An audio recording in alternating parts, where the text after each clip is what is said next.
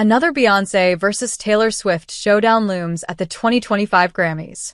Los Angeles. A decade and a half ago, Beyoncé and Taylor Swift went head-to-head for Album of the Year at the 52nd Grammy Awards in January 2010.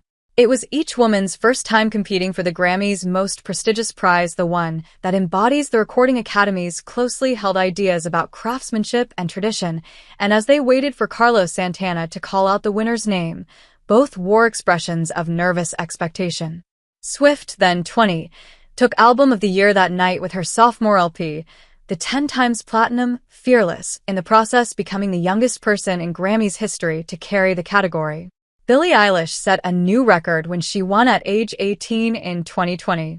Since then, Swift has won the Academy's flagship award 3 more times, including earlier this year, when her victory with Midnights broke a tie with Frank Sinatra, Paul Simon, and Stevie Wonder to make her the first artist to collect 4 Album of the Year trophies. Beyoncé, meanwhile, lost Album of the Year 3 more times, a vexing outcome for music's most intellectually ambitious superstar.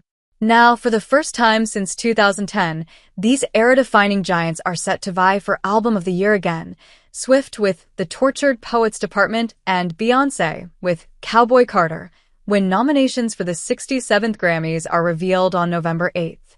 Not only that, but Swift's Fortnite and Beyoncé's Texas Hold', each a #1 single on Billboard's Hot 100 with hundreds of millions of Spotify streams, are likely to face off for both Record of the Year and Song of the Year. The prospect of an epic rematch between the two would no doubt please officials at the Academy, who are always searching for ways to entice viewers to tune into a televised awards show in the age of social media. After all, Beyoncé moments have been reliable magnets for attention since the 2009 MTV Video Music Awards, when Kanye West famously interrupted an acceptance speech by Swift to declare that Beyoncé deserved the prize for Best Female Video. Last year, the women posed for photos that instantly went viral when each appeared at the other's concert film premiere. And who can forget the hysteria that erupted as a result of, ultimately disproven, rumors that the two had agreed to join forces behind Vice President Kamala Harris at August's Democratic National Convention. Yet the showdown would also emphasize certain fault lines in the Recording Academy and in the music business at large, involving race, genre, and authenticity, and not for the first time. Grammy watchers will remember an earlier battle between Beyoncé's Renaissance and Adele's 30 in 2023, which itself followed Adele's tearful proclamation at the 2017 Grammys that she couldn't rightfully accept Album of the Year for her blockbuster 25, knowing that her win had come at the expense of Beyoncé's epical Lemonade. The point Adele was making is that, by denying Beyoncé the record industry's equivalent of a Best Picture Oscar, the Academy had failed to properly reward the more important work, just as it had when Beck's Morning Phase beat Beyoncé's self-titled LP for Album of the Year in 2015, and, indeed, just as it would at the 2023 ceremony when Renaissance and 30 lost to Harry Styles' Harry's House during a show in which Beyoncé otherwise became the winningest artist in Grammys history. Beyoncé's husband, Jay-Z, acknowledged that paradox at this past February's show in a speech in which he pointed out that his wife has more Grammys than everyone and never won Album of the Year. So even by your own metrics, that doesn't work. Think about that. The most Grammys, never won Album of the Year. That doesn't work.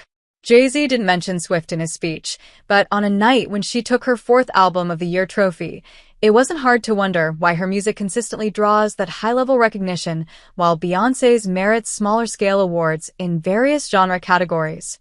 The discrepancy reflects the Academy's long-standing preference for a singer-songwriter's approach, like the one Swift takes, over the more collaborative process Beyoncé uses to make records that can incorporate the work of dozens of musicians. It also suggests that Grammy voters view Swift as more of an auteur than they do Beyoncé, which, if true, may help explain why only 3 Black women, Natalie Cole, Whitney Houston, and Lauryn Hill, have won Album of the Year in the Grammys' 6.5 decades. What makes the current Grammys race particularly interesting is that Cowboy Carter is more or less a country album, with plenty of the kind of hand-played instrumentation that Swift deployed all those years ago on Fearless. The Tortured Poets Department plays like a cross between the synthed-up Midnights and Swift's rootsy folklore. Setting aside Cowboy Carter's many worthy fascinations, The troubled optics of withholding an Album of the Year nomination for an LP that does so many established Grammy things means that Beyoncé is all but certain to receive one next month. Still, that leaves open the question of how she'll fare in the country categories, a situation made only more fraught by the fact that Cowboy Carter, which Beyoncé has said was inspired by the frosty reception she got as a performer at the 2016 Country Music Association Awards, was entirely shut out for nods at this year's edition of that Nashville ceremony. Beyoncé's complicated history and Album of the Year means that all eyes will be on that prize when Grammy nominations are announced.